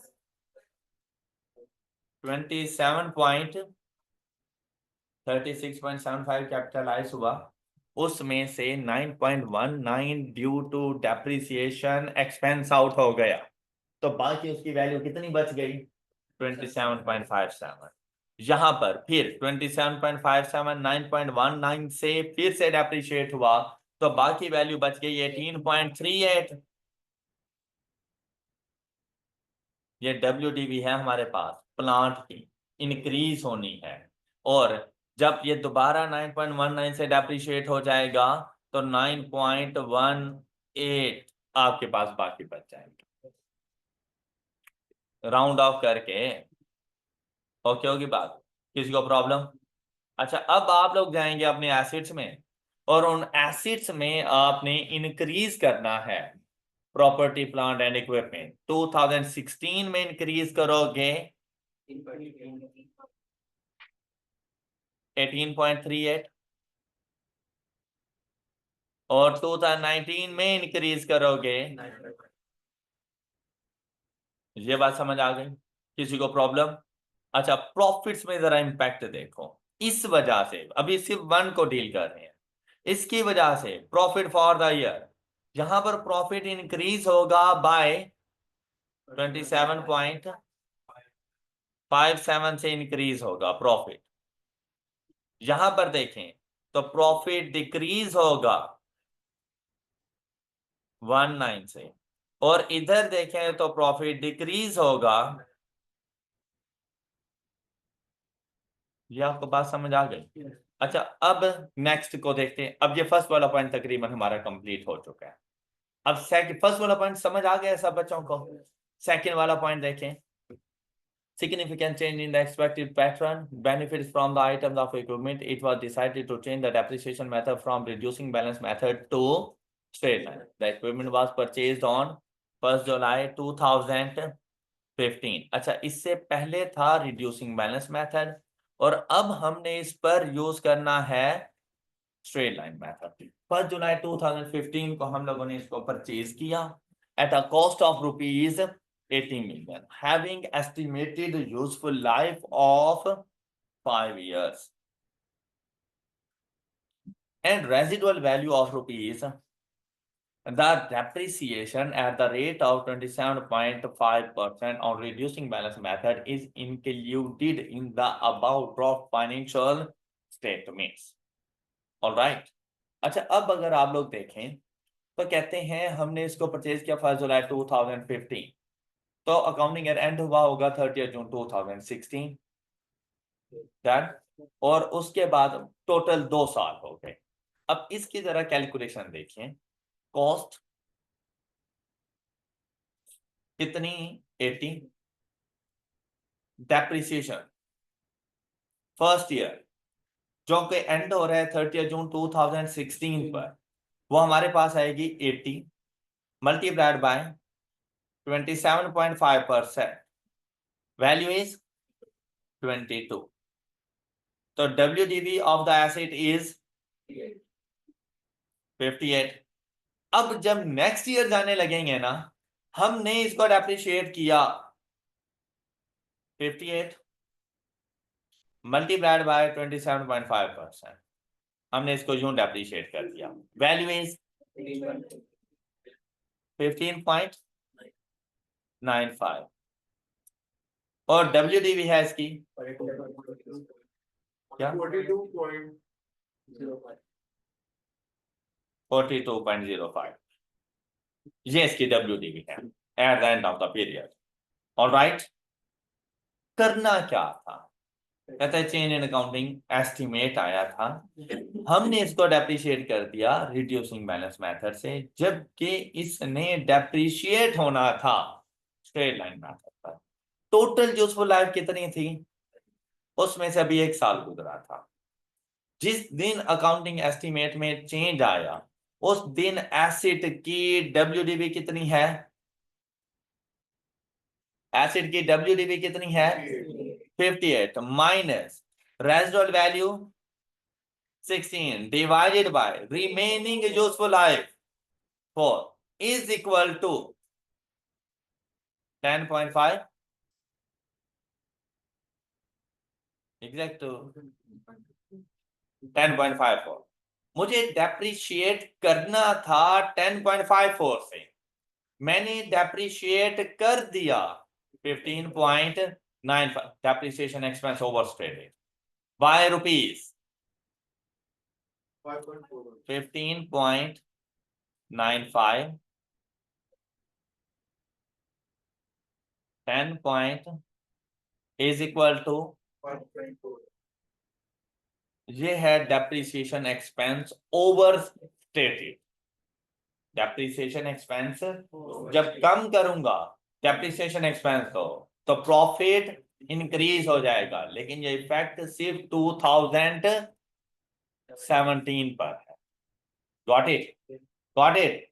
अच्छा, फिर डेप्रिसिएशन एक्सपेंस के ज्यादा चार्ज करने से WDV कम है। अब WDV बेसिकली होनी कितनी चाहिए? 58 में से 10.54 माइनस कर दें, 58 में से 58 में से माइनस कर दें 10 पॉइंट, तो WDV क्या होनी चाहिए?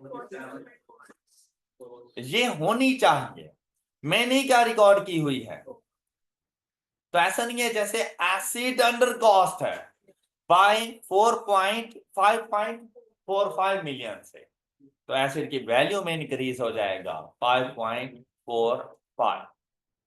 मेरी बात समझ आई? डेप्रिसिएशन एक्सपेंस आपने रिड्यूसिंग बैलेंस मेथड से चार्ज कर दिया, जबकि चार्ज करना था स्ट्रेट लाइन मेथड से।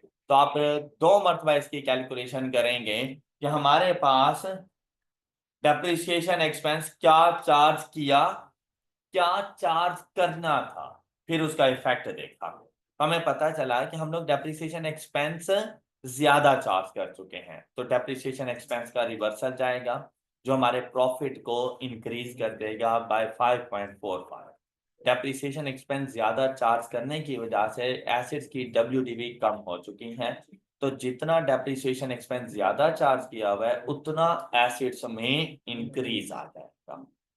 मेरी बात समझ आ गई सब बच्चों को? तो अब यहां पर देखें, एसिड्स की वैल्यू में इंक्रीज आ जाएगा 2017 5.45 और प्रॉफिट्स की वैल्यू में इंक्रीज आ जाएगा। अब ये वाली बातें तो आपको नीचे वाली समझ आ गई ना?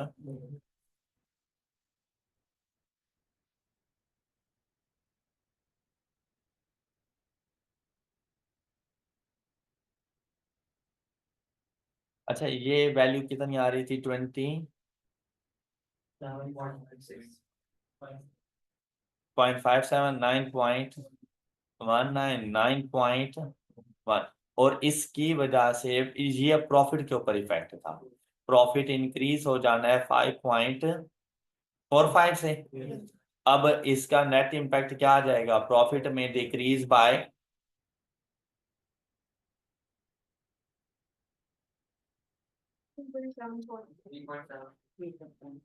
अब ये हर साल के प्रॉफिट का इम्पैक्ट आ गया। अब इसका ना, अब प्रॉफिट का इम्पैक्ट आ गया, प्रॉफिट की वैल्यू गिवन थी 85 के प्रॉफिट में से माइनस करते हैं 9.19 और 65 के प्रॉफिट में से लेस कर दें 3.74। ये रीस्टेटेड प्रॉफिट क्या बनेगा? और ये बन जाएगा। अब रिटेन अर्निंग्स की बात करें तो रिटेन अर्निंग्स में जाएंगे कैमुलेटिव इफेक्ट। यहाँ पर रिटेन अर्निंग इंक्रीज हो रही है 27.57 से, यहाँ पर रिटेन अर्निंग्स 27.57 से इंक्रीज होकर 9.19 से डिक्रीज हो रही है। तो 18 पॉइंट है इंक्रीज, लेकिन 18.37 का है। फिर 18.37 में रिटेन अर्निंग 3.74 से डिक्रीज हो जाएंगी, तो वैल्यू 14.64। अच्छा, ये बात ओके। अब ये है रिटेन अर्निंग, यहाँ पर रिटेन अर्निंग में इंक्रीज आएगा 14.64 का, यहाँ पर इंक्रीज आएगा 18.37 या 38, ये मतलब राउंडिंग ऑफ का डिफरेंस है जस्ट। अच्छा, ये 240 प्लस 18, ये 258.38 हो जाएंगी, और ये हमारे पास हो जाएंगी 289 पॉइंट, ये हो जाए। क्लियर? अब एसिड की वैल्यू जरा देखिएगा, 612 प्लस 18.38, एसिड की वैल्यू 630.38 और 700 प्लस 9.18 प्लस 5.45,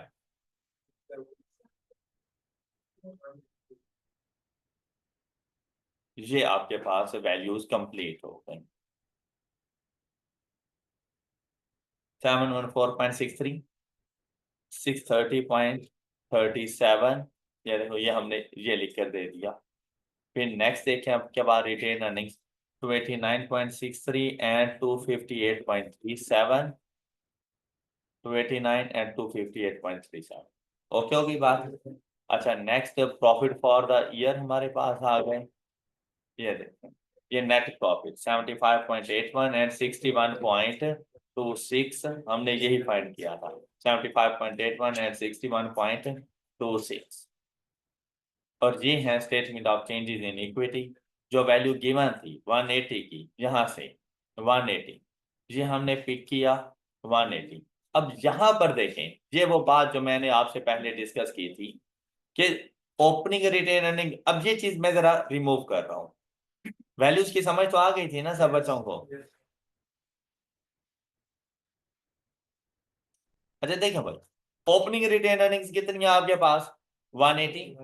बात सुनिएगा जरा, 180 180 में फॉर द ईयर प्रॉफिट मैंने ऐड किया होगा 85, कितना बन गया? 265। तो मेरे पास रिटेन अर्निंग होनी चाहिए थी 265, जबकि है कितनी? 240। मतलब इसमें से मैंने 25 का डिविडेंड पे किया, तब जाके वो 240 हो गया। ऑलराइट, अब 240 में ऐड किया 65, वैल्यू आ गई 305, जबकि है कितनी? तो 30 का मैंने डिविडेंड पे बैलेंसिंग वैल्यू के तौर पर लेकर आना है। अब आप लोग इसको जाके एडजस्ट कर सकते हो। 180 में जाकर ऐड कर दोगे 27.57, तो ये वैल्यू आपके पास रीस्टेट हो जाएगी 207.56 रीस्टेटेड प्रॉफिट एंड डिविडेंड। तो ये आपके पास वैल्यू बन गई। फिर इसमें से आपने जाकर प्रॉफिट फॉर द ईयर जो रीस्टेटेड है, डिविडेंड पे किया, ये आपके पास रिटेन अर्निंग्स बन गए। Got it? और अगर आप गौर करें तो क्या मैंने आपको यही रिटेन अर्निंग्स नहीं लिखवाई बैलेंस शीट के अंदर? Any problem? आज जितनी हम लोगों ने ये वर्किंग वगैरह की है, इनको बहुत अच्छे तरीके से आप लोगों ने जाके देखना है। Limitation, disclosure requirement, example number 8 बिल्कुल वैसे है जैसे ऊपर आपने की है, लेकिन सिर्फ फर्क क्या है? Disclosure requirement. तो ये जरा आप limitation and disclosure requirement correction of error से रेलिवेंट खुद से पढ़ेंगे और इसके सोल्यूशन को आप लोग देख लेंगे कि वो ये सोल्यूशन हमें कैसे बना के दे रहे हैं। और उसके बाद कंप्रीहेंसिव एग्जांपल स्टार्ट हो जाती है। आपने भाई इस सारे चैप्टर को आज अच्छे तरह से पढ़ना है। हम लोग सारी वर्किंग तो कर चुके हैं, उसके बाद आपने सिर्फ 2 ही एग्जांपल सॉल्व करनी है, 9 एंड 10 बस, ताकि आप लोग जितना पढ़ चुके हो ना, आपको आइडिया हो जाए कि आप लोगों ने बिल्कुल ठीक ठीक ये पढ़ा हुआ है। ऑलराइट, बाकी इंशाल्लाह हम लोग नेक्स्ट लेक्चर में डिस्कशन करेंगे। अपना बहुत सा ख्याल रखिएगा। अल्लाह हाफिज।